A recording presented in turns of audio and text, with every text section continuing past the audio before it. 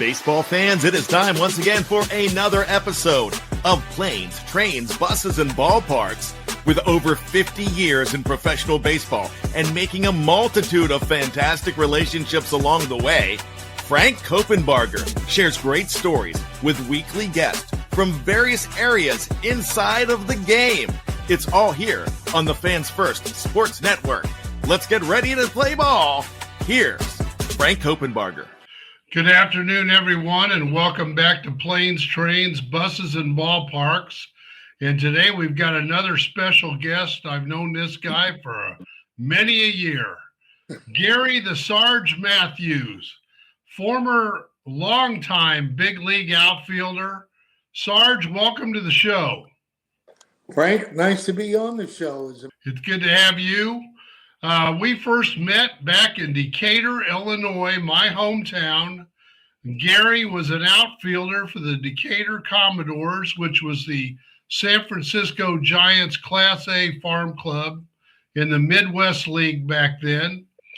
He was the Giants' first-round pick in 1968, and in 1969 began his career right there in Decatur, and I was just a kid hanging around the ballpark, bat boy and clubhouse kid and all those things. And all these years later, we're still hanging around each other, buddy. Yeah, it has been a long time. That was back in the day when you had those short pants and Sans belts on. I don't know if you can remember, Frank Funk was our manager. I remember very well. And then another gentleman by the name of Leo Mazzoni was one of our starting pitchers. Right. Both Leo and I made the All-Star that particular year. He had the heart of a lion. I never thought he would be a pitching coach, and he would always complain and said, people don't realize how tough it is to have Smoltz, Glavine, and Greg Maddox, but he found out when he went to Baltimore. Yeah, exactly. Okay. Well, he was quite the pitching coach, especially for the Atlanta Braves, no doubt about it. And they had such a run there for all those years. But let's talk about you. So you signed with the Giants, came to Decatur in 69. You advanced through their system, and you made your big league debut with San Francisco in 1972. After all that, 16 years as a big league player. In addition to the Giants, you're with the Braves, the Phillies, the Cubs, and finally with the Mariners. National League Rookie of the Year in 73. You were an All-Star in 79. In 83, you were the MVP of the National League Championship Series when you were playing with the Phillies. And what I was most amazed with was all the great players you had as teammates.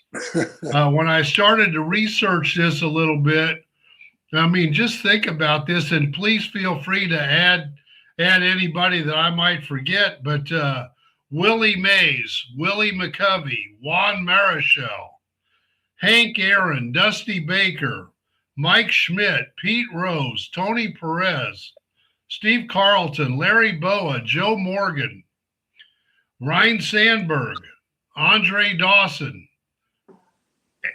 Pretty incredible, really. Yeah, what's incredible is to be able to still hit third in the lineup.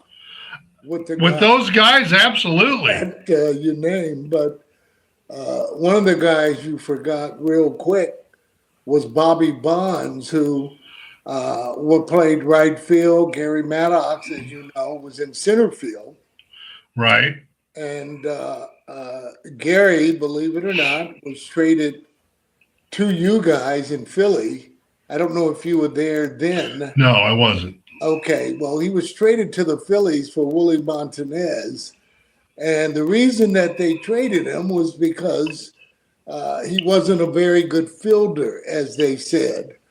And, or I should say, Charlie Fox was the manager at that time. And we brought over Von Joshua, who played with the Los Angeles Dodgers Well, that year he hit 300. So, Gary was kind of like just lost in the woods. But I think Gary hit 319 that year. And I don't have to tell you the 8 gold gloves in a row, compared them really to Willie Mays as far as catching the baseball. And he sort of took Willie Mays' spot there in center field for the Giants when they traded Mays to the Mets. That's big shoes to fill, no doubt about that. One of the they traded Mays to the Mets for Charlie Williams, a right-handed pitcher. Right. Again, Willie was kind of more at the end of his career, and back in those days, it didn't really matter if you were an older player. More than likely, you're going to get traded, and Willie did. He helped us out tremendously. From Maddox, from Jack Clark, who was a young guy coming up, George Foster, you name it. Willie would take us under his wing, from giving us baseball gloves, the kangaroo gloves that they outlaw now. As a matter of fact, I still have one of those kangaroo gloves that he used to give the outfielders just on every spring training, as a matter of fact. But I can tell you this, it didn't help you catch the ball like Willie. It was just a good glove. You know what I mean? Okay. Talk a little bit more about being around somebody like that. Think about it. I just listed a dozen guys. Most of them are in the Hall of Fame, and a couple that aren't probably ought to be. But, for example, 2 of the all-time greatest players to ever play in major leagues, Willie Mays and Hank Aaron, you were teammates of those guys. What was that like? Well, I was teammates there with Willie Mays. My best friend, Dusty Baker, was teammates with Hank, and we would go back and forth on who was the better player. But as a young player, and like the young guys coming up these days in any sport, you're trying to make your own mark. You really do admire those guys that played, respect them most of all. And to be Willie McCovey's locker partner, and then my best friend Gary Maddox over on the other side, those are kind of memories that you can never, ever actually lose. You think about it, especially after Willie died. But those guys, don't look for them to make the last out. Tremendous hitters. They carried themselves in a great way, and you'll love this, that the clubhouse guys, they never forgot about and tipped them handily. And that's what we were taught to do when we came up. But unfortunately, these days, they kind of get rid of us before we can kind of spread that to the other guys to be able to tip the clubhouse guys the way that they should. Well, the Giants' longtime clubhouse manager, Mike Murphy, a legend in his own right, he and Willie Mays were pretty tight. I know every time we would go to Candlestick Park and then later to the new ballpark, if you went over to say hello to Murph, there was a pretty good chance Willie Mays was going to be hanging out in his office. Yeah, he actually almost lived there toward the end. When I was broadcasting for the Phillies, I would see him all the time. And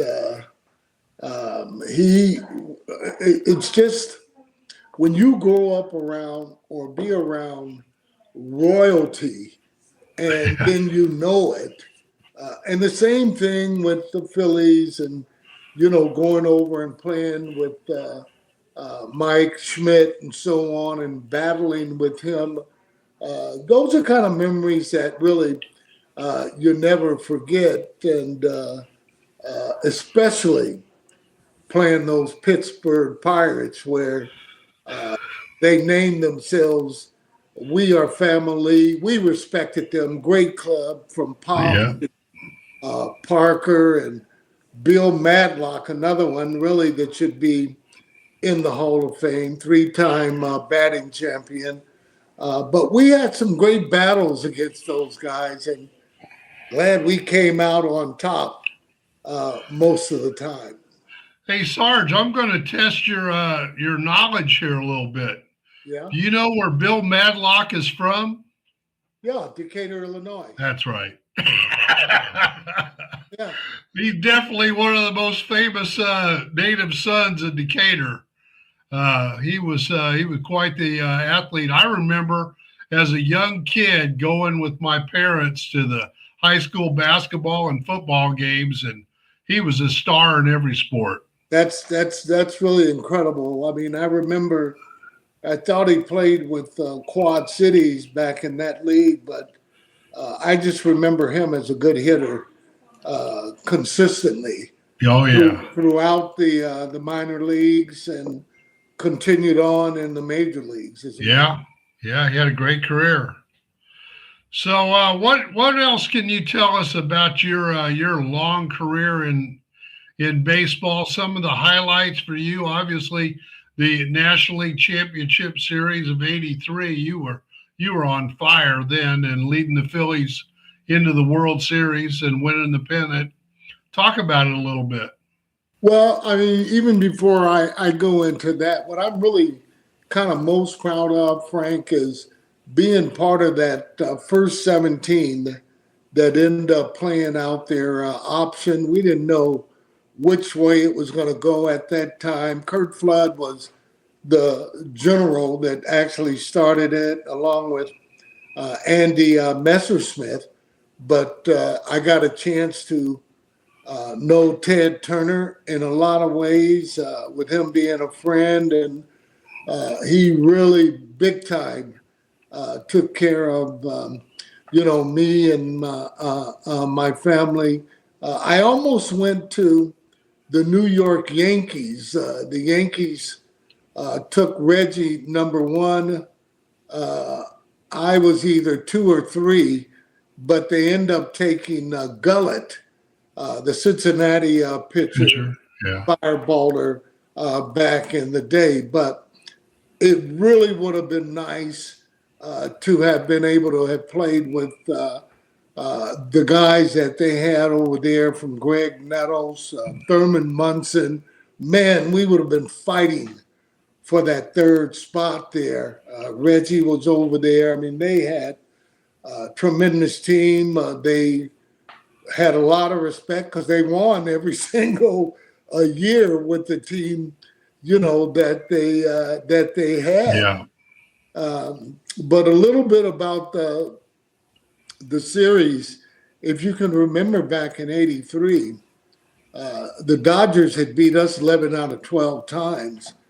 And I told Dusty Baker coming in that I was actually going for the MVP that year. And he said, no, I'm going to win it.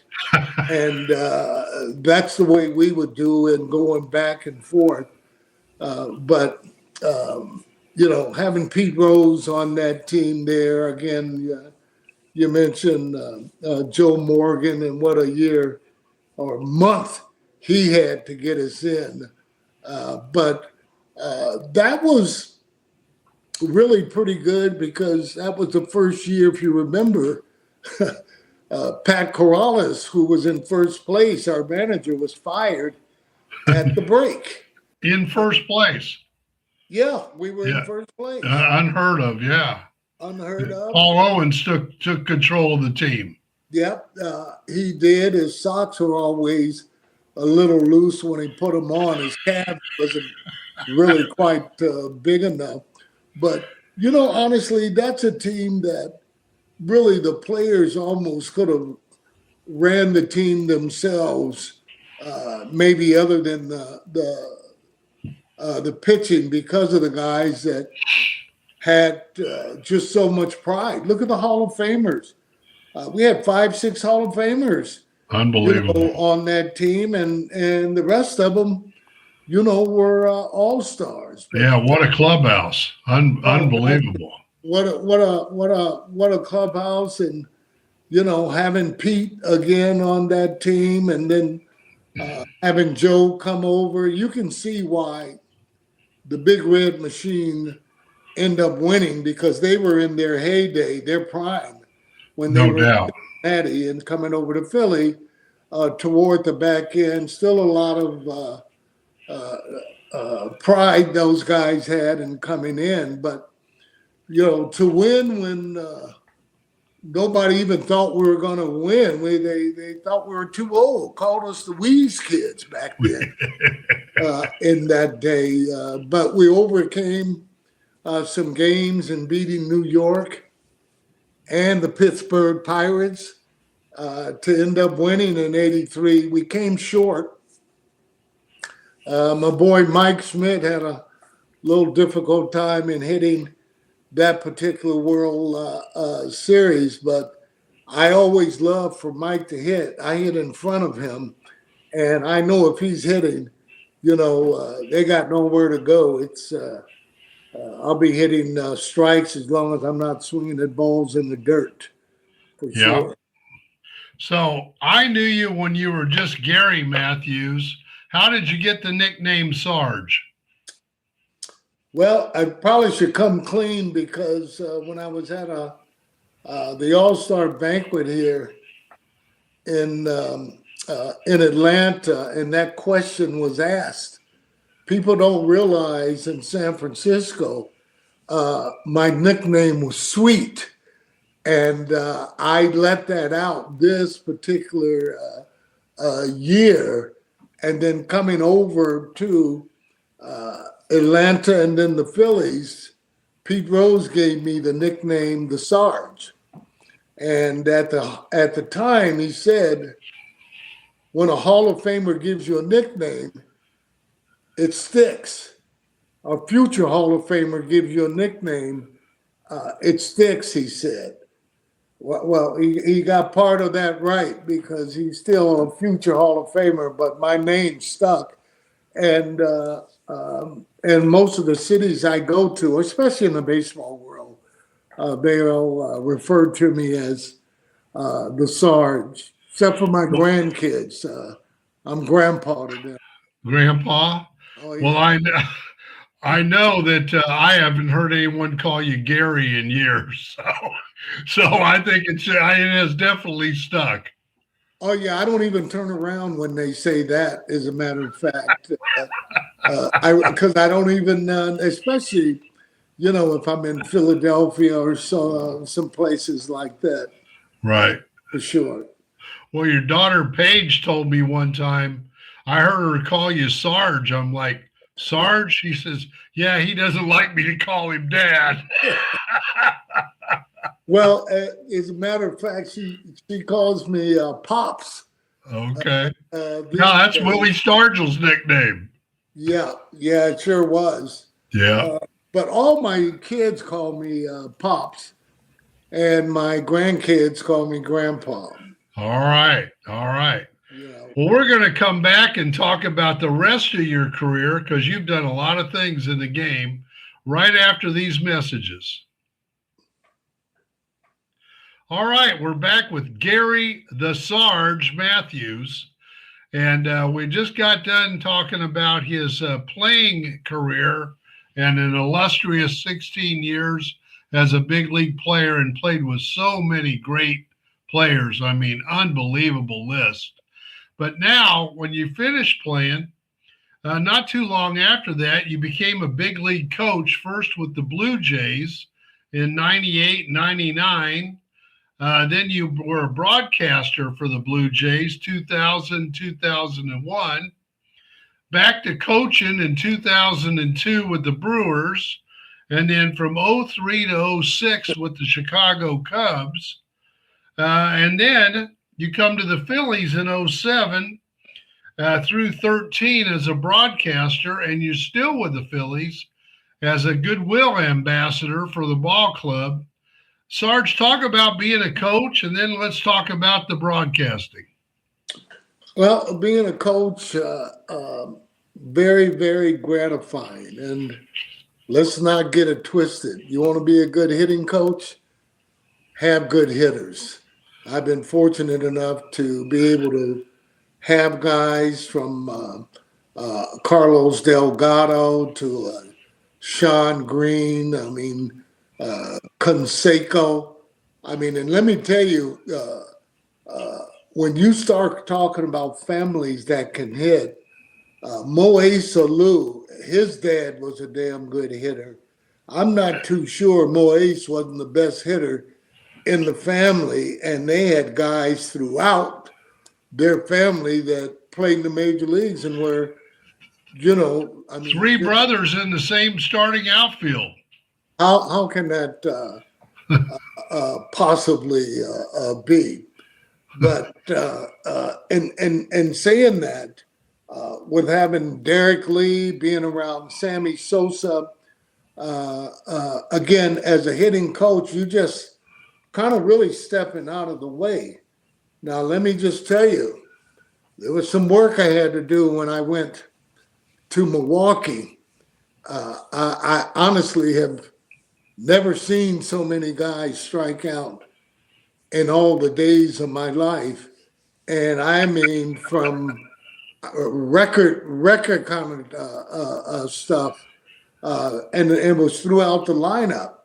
So finally, I told the general manager, "Hey, you got to recognize that, some of these guys just can't hit. You just you got to let them, know that everybody that because it looks good on paper doesn't mean it's going to go out to the field and they'll be able to do what you do in the cage and take it out there." It was incredible. Now there were some guys that could hit. Jenkins was a pretty good hitter. We ended up getting him. Yeah, in Philly. Over there. Sexton, Hammonds was a good hitter. But let me tell you, there were so many holes in the lineup. I mean, you could never start a rally because there were so many guys striking out. But, like I said, I learned right away, you want to be a good hitting coach, have good hitters, bro. Well, that's probably why Leo Mazzoni was such a good pitching coach, don't you think? I could have been the pitching coach for the Braves back then. Are you kidding me? All you got to do is take the balls down to the bullpen and say, "Oh, it's your turn today." Glavine, Smoltz, Maddox, Steve Avery, Kevin Millwood, all those guys. And then they had the nerve to have a closer that hardly never closed because those guys are finishing games. But that was great competition. And, having the right manager that just stays out of the way, he got it. What a great team back then. I mean, evident of their record, it didn't show as far as in the World Series, but getting to the World Series. Well, they won the division 14 years in a row. That's incredible. It's pretty tough to do. I mean, the Dodgers are on a run like that right now, but that's not a normal thing. Yeah, that's incredible there. And people are saying, yeah, well, everybody wants to go to the Dodgers and so on. And you know what? Everybody wants to be on a winner. Of course. It's easier to be able to play. But really, in all fairness, Blue Jays, not once but twice, all they needed was a sacrifice fly to win the World Series. I mean, and definitely within inches. They were definitely within inches of being the world champs. Oh, without a doubt. Without a doubt. And they calmed down some of their stars there with the pitching that Toronto had. You look for them to be a little bit hungry coming back. And one of the best things they did was end up signing that Guerrero kid because he was looking like he was the man playing amongst boys the way that he was hitting. I mean, it's good to see a young player locked in. And let's face it, his dad was a great player. Yeah. I'm not too sure before it's all said and done that he may be the better player. And his dad was an all-star team and Hall of Famer. Hall of Famer as well. So tip of the hat to both those guys. Right. So now talk about the broadcasting gig. You've done that 2 or 3 different places. Talk about how you liked it, things you remember from it, funny moments, whatever it might be. Well, first of all, being able to be with one of the best broadcasters of all time, and Harry Callis, was just unbelievable.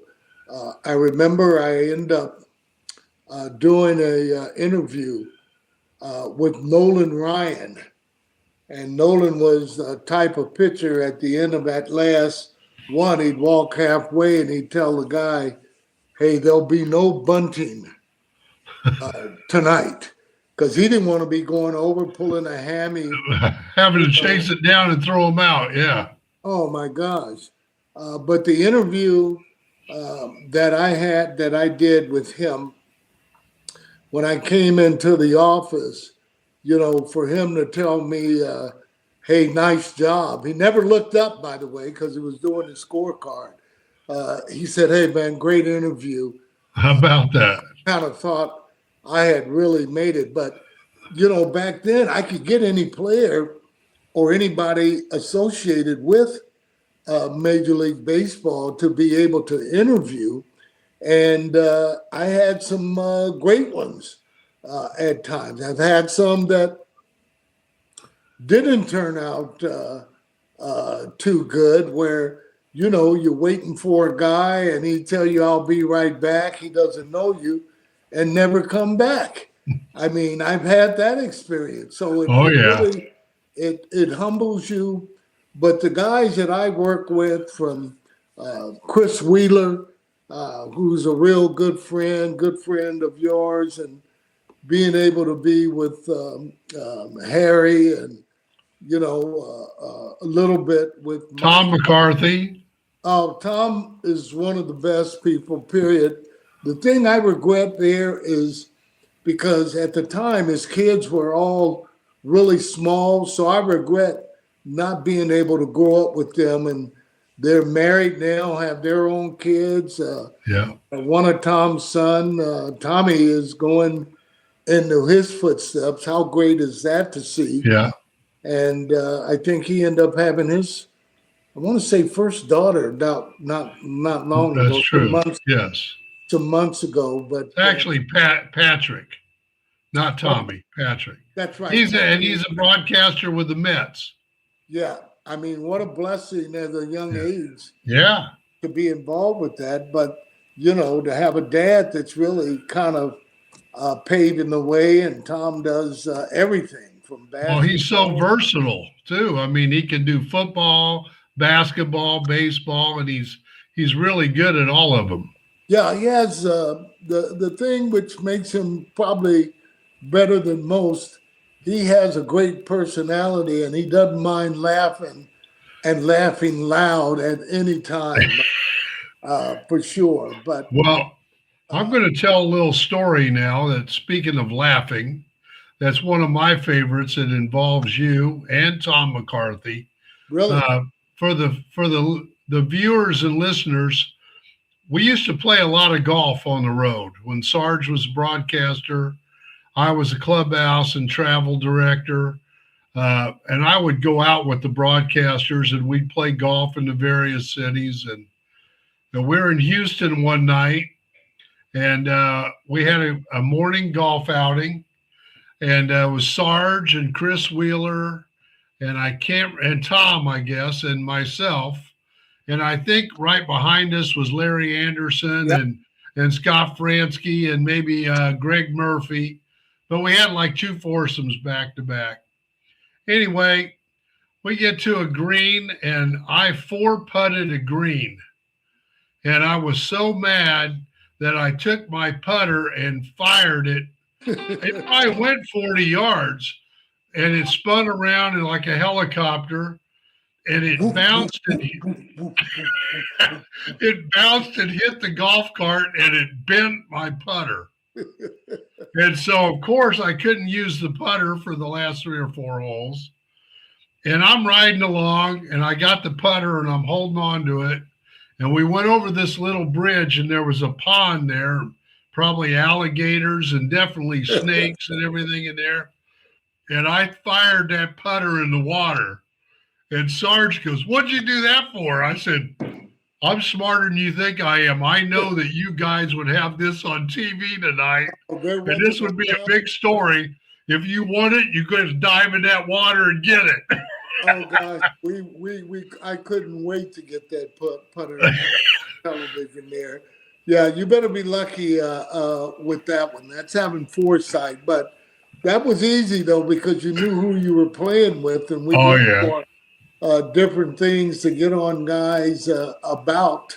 And you can't demonstrate right now, but when we were in Boston and I went around a corner, you were mimicking that for a while. Thank God you can't do that now. But no, I might have a video of it. I'll see if I can't get that incorporated into the show, but we'll look into it.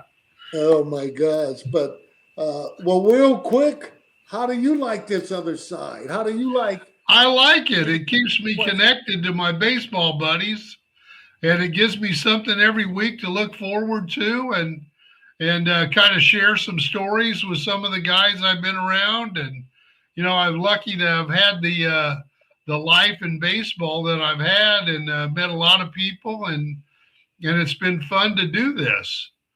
But I got another good story. I want you to tell this one, Sarge, that involved you and Bob Euchre and Phil Rosowitz, your good buddy, the visiting clubhouse manager of the Milwaukee Brewers. When you guys were going to go play golf in Philadelphia, and you pulled up to the hotel to pick them up. What happened that day? Well, picked them up, drove up, always on time, pulled up front. So that's when I was going inside to get the directions. Well, Uke was outside waiting, and he says, "Hey, man, can you lift the trunk up for me?" So I popped the trunk. And then he put it in.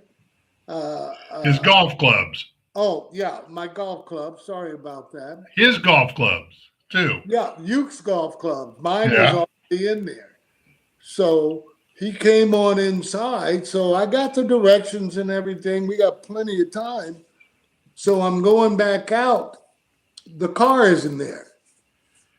What happened to it? And the attendant, I said, "Hey, man, what happened to the car?"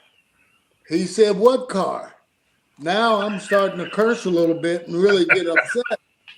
By then, you comes out and he says, "Hey, man, what's the matter?" I said, "Man, I think somebody stole the car." He says, "Stole the car? I got my clubs in the car." I said, "The hell with your goddamn clubs, dude." I said, "What do you mean you got your clubs in the car?" Well, lo and behold, across the street, Phil Rosowitz is taping the whole thing, who had taken the car, and taping me going through my antics as he drove up and looking at me, laughing like hell because they thought it was funny. But it's pretty funny.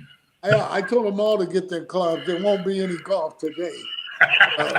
But we ended up going out and playing golf. Uke was a real good friend of mine, and got a chance to play golf with him and hung out with him quite a bit. And I'll say this, there's a reason why he was on Johnny Carson the most of any player or celebrity. He acts the same way all the time. I mean, there's just no getting around it. I mean, if you're a sensitive person, he's the wrong guy you want to be around because you're getting ready to get intimidated. And what a blessing to have spent time with him, going back to Milwaukee and hanging out with him, going in his booth. And, that was a time as well, where we had our security, where we would actually go through on the backside. And I'm thinking, you must have had something to do with this. And I don't know if I was with the Phillies, but it was one of the clubs. But anyway, I'm the type of guy when I go on the plane, I got my wine, I got my cheese, Your I got my snacks. sausage, and so on. Yeah. So anyway, I A lot went of to, sausage in Milwaukee. yeah, okay, had my cheese and so on. So when I get up there to security, this young lady, she's going through my stuff. Lo and behold, guys, they got condoms on all my sausage. This lady is looking at me like I have just insulted her. I'm looking around and she says, Miss Matthews, you did have your bag with you at all times.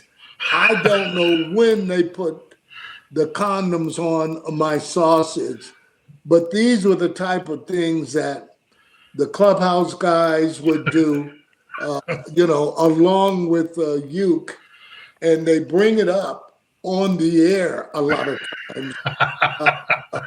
Just like you did. But I miss him a lot. He told me he belongs in the Hall of Fame because he caught 4 no-hitters. I said, that don't mean you should be in the Hall of Fame because you caught the pitches. I said, these guys are throwing them. He said, they needed my help and me calling the pitches. I said, well, they look for your help on game-winning hits, and you didn't get many of those. And he would look at me and he'd say, I'm going to get you back for that statement. And he would, get you back constantly. I can't even begin to tell you how many tricks Bob Uecker played on me particularly when I was broadcasting. He was one funny man, no doubt. Yeah. I wish I'd have spent more time around him. I was able to be around him a little bit, but man, he was hilarious. Yeah. Well, now let's talk about some more members of the Matthews family. There's a lot of talent in this household, believe me. Your son, Gary Jr., played for 9 clubs over 11 seasons in the big leagues and was an all-star in 2006. I know you were proud of that. You used to talk about him all the time. Another one of your sons, Delvin, played in the Brewers farm system for a couple years, but for the last 20 years, he has had some incredible work experiences working for Major League Baseball and the Chicago White Sox. And he's currently the senior vice president at Major League Baseball for baseball development. That's pretty cool, Sarge. Oh, yeah. He reports to Tony Riggins, and the gentleman that really helped him out quite a bit was Buddy Bell. Buddy Bell was the farm director for the White Sox and really took care of Delvin. But as you know, in that industry, you got to pay your dues. Doesn't matter who you are, but he's a hard worker, and particularly he gets it because of the fact that he felt he didn't really get a chance. So on that side there, I'm as proud of him, as I am Junior and him getting his first hit or first home run. I got some nieces that are professors and so on that I'm equally as proud of them and very close to them, as a matter of fact. But we have a lot to talk about when we're at Thanksgiving, and Junior doesn't have much to say with only one All-Star. Everybody made an All-Star team. Played in the playoffs or any of that, although he did make a lot of money, and I'm grateful to that for him as well, and does very well in real estate at the moment. Great. So now I mentioned your daughter Paige earlier. She had some pretty famous girlfriends when she was growing up, and she got to hang out with a couple of young ladies named Sasha and Malia Obama. I think everybody's heard of them. And used to spend time visiting and staying overnight at the White House. What an experience. And Sarge, I know you've been there a few times for Thanksgiving and stuff like that. Talk about it just a little bit, your friendship with the Obamas. You know, that was a fun time back then. And even before then, Paige and the girls used to go to dance class. And so once, he was running, I knew him before he was even, the senator. But getting a chance to know him, playing golf with him, along with, Sandberg was with us, Keith Moreland, and being able to play golf. And at the time, we were playing at the Phoenician, and that was his first term. And I told the guys there, the attendants, that let us on free, by the way, that he would be the next president of the United States. And lo and behold, they were angry because they didn't even take pictures. I mean, and I was just saying it, almost to say it. I didn't really know a lot about it. I knew that he was running. I did some campaigning in Iowa. I told him I had to do some different duties because if you can imagine going there at 6, 7 o'clock when it's a little bit dark and you got a brother knocking on the door talking about the boats. At some farmhouse in Iowa. Oh, hey, let me tell you, and it was cold as you know what. But the good thing is, though, it was in Des Moines where I had a lot of different friendships there, and the Cubs used to be with the Des Moines. So that was a little bit lightning, but let me tell you, I've never seen so many lights go off in a house when you start knocking on the door asking for a vote for Obama. But, those again were really fun times. She had a great time in being around them. They're friends to this day. And the one good thing about it you like is that they've all gone to school and they're all into their own careers as well. Although my daughter, I keep asking her, hey, listen, when are you going to get out of my pocket? When am I to stop sending you a little money? She said, Dad, through death do us part. I said, you're in the wrong ceremony there, sister. But it's good to be able to, to do things, as you know, for your siblings. Well, this has been so much fun catching up with you, Sarge. It's always a bunch of laughs. I really appreciate you being on. And everyone, please like, follow, and subscribe to the Fans First Sports Network. And we thank Gary Matthews, the Sarge, for being our guest. And we'll be back next week with longtime Philly manager Charlie Manuel. So we'll look forward to some more great stories next week. And Sarge, thanks a million, buddy. Hey, my pleasure. Make sure you tell Charlie I said hello. Okay. I sure will. All right. Talk to you later. Take care.